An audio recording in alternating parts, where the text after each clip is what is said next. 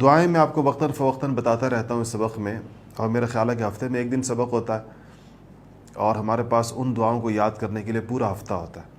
تو اگر آپ یہ دعائیں بعض وظائف یا دعائیں ساتھ ساتھ یاد کرتے رہیں گے جو حدیث شریف سے ثابت ہیں، نبی کریم صلی اللہ علیہ وسلم کے معمولات رہے ہیں، تو آپ کو بہت زیادہ آسانی ہوگی، اور آپ کو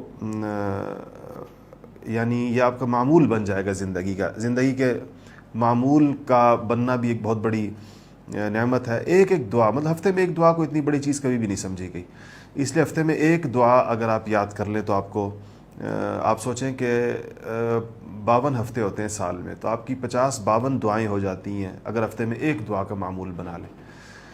تو اب یہ ہے حدیث ہے، اس باب کی 7ویں حدیث ہے، حدیث نمبر 80 ہے۔ براء ابن عازب بہت مشہور صحابی ہیں رضی اللہ عنہما، قال رسول اللہ صلی اللہ علیہ وسلم، براء کہتے ہیں کہ رسول اللہ صلی اللہ علیہ وسلم نے فرمایا، یا فلان،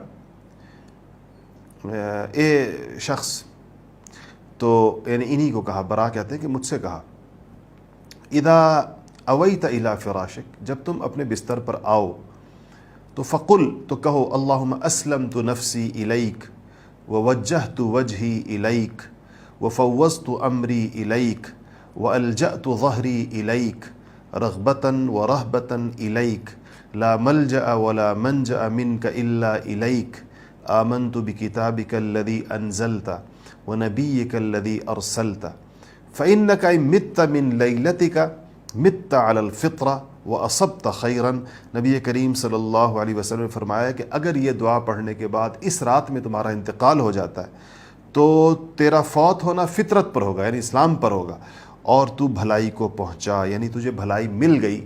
اس دیکھ کتنے لوگ رات کو فوت ہو جاتے ہیں سوتے ہوئے۔ ابھی چند دن پہلے کی بات ہے، ہمارے ایک دوست ہیں، تو جب بھی وہ آتے تھے ان کے ساتھ ایک ان کے ڈرائیور تھے، عالم ہیں، اور ان کے ڈرائیور ان کے ساتھ ہوتے تھے، تو وہ سالہ سال سے ان کو دیکھ رہے تھے، ٹھیک ٹھاک آدمی، عمر بھی کوئی زیادہ نہیں، 50 سال کے لگ بھگ شاید عمر ہوگی۔ تو اس دن کل پرسوں انہوں نے کہا کہ ان کا انتقال ہو گیا، تو میں بالکل حیران رہ گیا۔ میرے کو تو بالکل ٹھیک ٹھاک، چند دن پہلے ان کو دیکھا تھا، بالکل ویسے ہی سرخ و سفید، بڑے بالکل صحت مند، اور کہا کہ وہ رات کو سوئے اور صبح نہیں اٹھے۔ اور میں بہت واقعی مجھے اس پر، یعنی بعض اوقات انسان کو تعجب اس پر ہوتا ہے کہ کوئی علامت موت کی، کوئی درد، کسی قسم کی تکلیف، کوئی دل کا معمولی سا مسئلہ، کوئی اور انسان کے جسم میں مختلف چیزوں کی کوئی اونچ نیچ جو ہوتی ہے جس کا انسان کو معمولی سا ہی پتہ چلتا ہے، کسی قسم کی ایسی کوئی بات نہیں تھی، اور رات کو اطمینان سے سوئے اور رات کو ہلے بھی نہیں اپنی جگہ سے، اور ان کا انتقال ہو گیا۔ تو انسان بہت دفعہ رات کو ایسے ہوتا ہے، انسان کو نہیں پتا ہوتا اس کی زندگی کی آخری رات ہے۔ یہ حدیث شریف متفق علیہ روایت ہے، یعنی بخاری شریف میں بھی اور مسلم شریف میں بھی۔ یہ حدیث شریف کی مضبوط ترین قسم سمجھی جاتی ہے، بہت ہی مستند ترین قسم سمجھی جاتی ہے، جس کو جو بخاری میں بھی ہو اور مسلم میں بھی، اس کو متفق علیہ کہتے ہیں۔ ایسی روایات کے لیے جو نام محدثین نے تجویز کیا ہے وہ متفق علیہ ہے، تو یہ متفق علیہ ہے۔ اور اس میں ایک اور اضافہ بھی ہے، اسی حدیث سے منسلک کر لیں اس کو، کیونکہ وہ بھی براء ابن عازب ہی کی روایت ہے، تو پوری بات ایسے لگتی ہے کہ وہ فرماتے ہیں کہ قال علی رسول اللہ صلی اللہ علیہ وسلم، کہ حضور نے فرمایا کہ اذا اتیت مضجعک، جب تم اپنے بستر پر آؤ، یہ سونے کا طریقہ بتایا جا رہا ہے۔ آج اس کو آپ سن لیجئے اور اس کو اپنی زندگی کا معمول بنانے کی نیت کر لیں کہ آئندہ ہر رات ہم اسی طرح سویا کریں گے۔ کہا کہ فتوضأ، وضو کرو، سونے سے پہلے وضو کرو۔ کون سا وضو؟ اکل الصلاۃ، جیسے تو نماز کے لیے وضو کرتے ہیں، نماز والا وضو کرو۔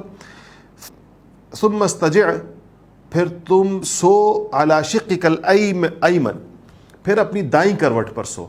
مطلب یہ کہ آپ آغاز دائیں کروٹ سے کریں۔ ظاہر بات ہے بہت سے لوگوں کے سونے میں ان کو پتہ نہیں چلتا، کروٹیں بدل جاتی ہیں، رات بھر انسان، مختلف لوگوں کی مختلف عادت ہوتی ہے، تو کچھ لوگ تو بہت ہلتے جلتے دائیں بائیں ہوتے ہیں، لیکن آغاز اپنے جب سونے کی نیت کر لی تو وضو کیا، وضو کرنے کے بعد اپنی دائیں کروٹ کے اوپر انسان لیٹ گیا، اپنا سر، اپنا یہ والا ہاتھ، سیدھا ہاتھ اپنے سر کے نیچے رکھیں۔ یہ حدیث میں نہیں ہے یہاں پر، لیکن یہاں پر لکھا ہے کہ صرف اتنا کہ یہ دوسرے آداب سارے ملا کر ساتھ کرو۔ حدیث کے الفاظ جتنے اس میں صرف یہ ہے کہ دائیں کروٹ پر لیٹ جائیں۔ وقل، اور پھر کہو یہ جو ابھی دعا پڑھی پھر سے سن لیجئے، اور اللہم اسلمت نفسی الیک، ترجمہ بھی ساتھ ساتھ کرتا ہوں تاکہ آپ کو یاد بھی آ جائے۔ آپ کو اس سے اندازہ ہوگا کہ کتنے زبردست الفاظ ہیں اس دعا کے. دعا اپنے ترجمے کے ساتھ سنیے.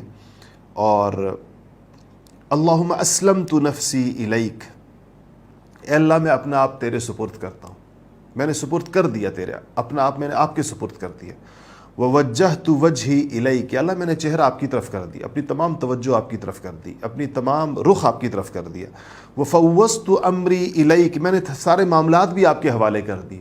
کتنی بڑی بات ہے کہ مطلب یہ اگر میں اس رات میں چلا جاؤں تو میرے معاملے آپ کے حوالے، میری اولاد آپ کے حوالے، میرے خاندان آپ کے حوالے، میرے معاملات آپ کے حوالے.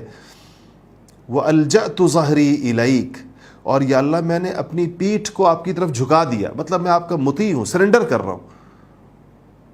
رغبتاً ورہبتاً الیک، یا اللہ تیری رحمتوں کی رغبت، یعنی تیری رحمتوں اور تیری شفقتوں کی طرف رغبت کرتے ہوئے، ورہبتاً الیک، اور یا اللہ تیرے عذاب سے ڈرتے ہوئے. حدیث شریف میں آتا ہے نا کہ ایمان جو ہے وہ خوف و رجا کے درمیان ہے. خوف کہتے ہیں ڈرنا اللہ پاک سے، رجا کہتے ہیں امید. امید اور خوف دونوں ایمان کے اجزاء ہیں. امید کس چیز کی؟ اللہ کی رحمانیت، رحیمیت، غفوریت، اللہ تعالیٰ کا انسان کے ساتھ معاملات، اللہ پاک کی انسان پہ شفقتیں، محبتیں، اللہ تعالیٰ کا انسان پہ احسانات، یہ امیدیں ہیں ساری. عذاب کی اور خوف کس چیز کا؟ بعض لوگ ایک پہلو کو بیان کرتے ہیں. اب ہمارے ہاں بعض شاعروں کا کہنا یہ علماء اللہ سے ڈراتے رہتے ہیں اور ان کو چاہیے اللہ کی یہ صرف اللہ کی رحمتوں کا بیان کریں، حالانکہ دونوں چیزیں ساتھ ساتھ ہیں. رحمت یہ رجا ہے، امید ہے، امید کی چیزیں جتنی بیان کی جا سکتی ہیں.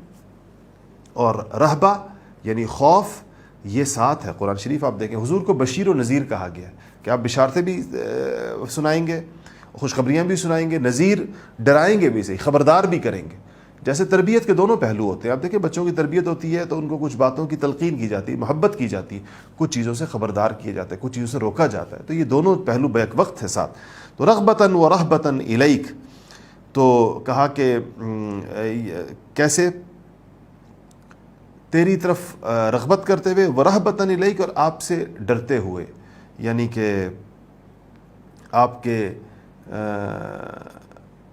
آپ کا خوف، عذاب سے ڈرتے ہوئے. لا ملجأ ولا منجأ منک الا الیک، لا ملجأ یا اللہ تیرے علاوہ کوئی پناہ گاہ نہیں ہے،